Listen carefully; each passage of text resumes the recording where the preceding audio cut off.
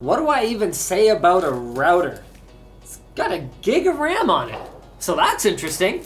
ASUS sponsored this unboxing of the RT-AX86U, and this is the first time that I have unboxed a router in probably years at this point, but it does have a lot of really compelling features, starting, of course, with support for Wi-Fi 6. If you're not familiar, Wi-Fi 6 offers the usual generational upgrades, so that is to say that it goes even faster than before, with this one boasting an aggregate 5,700 megabit per second. Of course, that will only be if you have many clients connected to it, and that's a theoretical maximum speed. You won't necessarily see that in the real world. And like other Wi-Fi 6 devices, better handling of many clients. So if you live in the kind of household where there's a lot of people living there, or you just happen to be an especially tech-heavy household, and you can't necessarily get a wire to everywhere that you need a connected device, a high-end router like this one is pretty much all you can do. Sort of. I'll touch more on that later. First, let's get this puppy opened up. So we've got a power cord. Yep, that's a power cord, all right. Power cord verified. Got the power brick. Power cord bones connected to the power brick bone. 160 megahertz channels. I looked into this back when we did some videos on wireless AX or Wi-Fi 6 before, but this is the first device I've held in my hands, to my knowledge, that actually supports it. What a 160 megahertz channel allows you to do is basically stream 1700 megabit per second over the air to a single client. Of course, that's with a big asterisk, because to my knowledge, there's no client on the planet that is capable of actually making use of that. With that said, one of the things that you could use it for is as kind of like the equivalent of a carrier backhaul, but in your home. So if you had two routers, and of course, both of them wouldn't be acting in a routing role, even if they had routing capabilities. But if you had your main router with its built-in access point, and then you had another access point that could handle 160 megahertz channels, then you could effectively suck up, like I think it's something like half of the available 5 gigahertz spectrum, just for that link between them. And then you could have a whole bunch of clients over on the other side that aren't going to be bottlenecked when they have that hop back to the main router. That's a very high-end home setup, though. Not the kind of thing that most people would necessarily care about. Then again, most people don't need a lot of the features of this puppy because it's kind of cray-cray. So you've got dual WAN ports. One of them is 2.5 gig and the other one is gigabit. So you can either aggregate two 1 gig connections or go straight 2.5 gig. You've got a 1 gigabit 4-port switch built into the back here, two USB 3 ports, so you can use those for adding storage or whatever the case may be. Of course, to reset power and power in. And yeah, sure, let's see some lights fire up here, shall we? Oh, that's pretty cool. You can turn off all of the lights, even the power indicator. If you just want like a totally stealthy Wi-Fi setup. That's not the kind of thing that I would do. I definitely want to know, what's connected to what, but hey, if you're into it, sweet. Oh, AI mesh mode. So, right, I said I was going to talk more about that later. This unit has support for ASUS's AI mesh. We actually made a video about that over on my Linus Tech Tips channel. It's pretty cool. So a lot of other wireless networking vendors, they expect you to buy like a base unit and then satellite units if you want to extend your wireless network. The way that ASUS handles it is upfront potentially more expensive because you would use essentially full wireless routers as your extended units.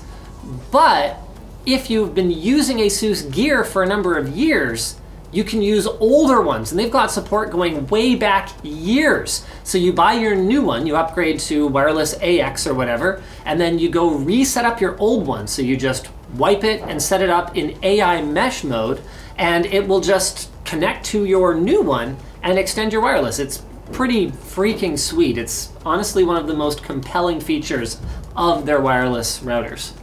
Okay, wireless name winner. Security, never stop winning. 69. Huh. There's a giveaway. What are we giving away? These. Yeah. This one? Not that one. But No? ASUS will send out. ASUS will send out giveaways. Yeah. Check the link below. Yeah, we want to run it in Wi-Fi 6 mode. That is something to watch out for, though. If you have older devices, they may have difficulty connecting in Wi-Fi 6 mode, but frankly, you're the kind of person who's spending like over $200 on a router, so you probably have like a reasonably modern phone, you know, probably. Apparently this thing has a mobile game mode, so you press a button and it reduces mobile gaming latency. One of the biggest challenges, especially if you're not a networking whiz kid, is when you get a router that has a really, really complicated settings menu. And fortunately, ASUS's is actually surprisingly well laid out.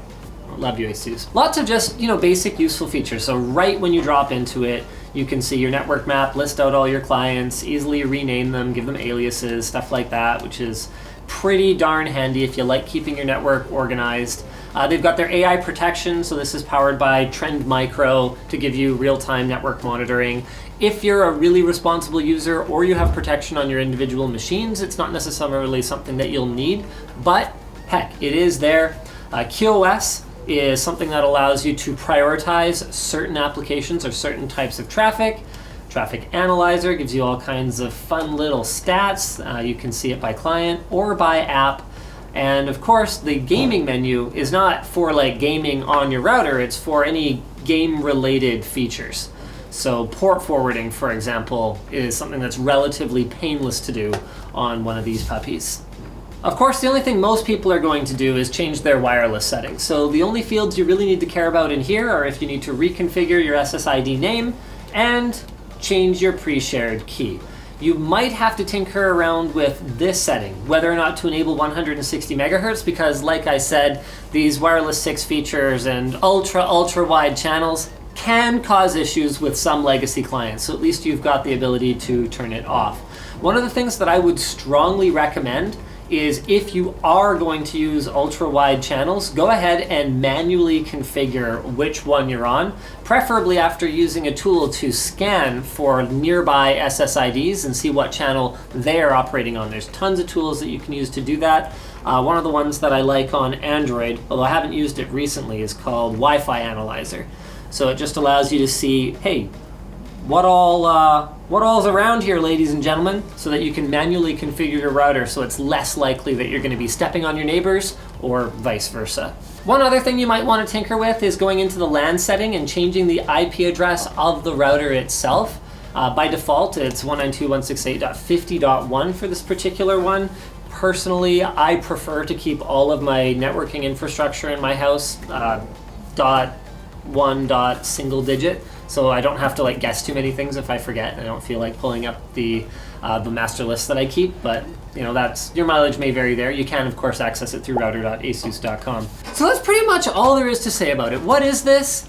It's a big upgrade if you're someone like Riley, who is still using the ISP-provided modem slash switch slash access point slash router. Those 4-in-1 devices are, generally speaking, hot garbage, and he actually experienced this when trying to game over GeForce Now when he was working on his review of the Chromecast with Android TV. So if he were to put that thing in modem only mode and just pipe into this puppy and connect his wireless clients to this, I guarantee you he would have a better experience, and you probably will too. Another great use case for something like this is NVIDIA or Steam's in-home streaming. So if you've got a wired connected desktop device, for example, and then you want to game remotely using a laptop or a cell phone or something like that, this is pretty much the way to do it. So you can check it out at the link in the video description. Thanks ASUS for sponsoring this video, and thanks to you for watching.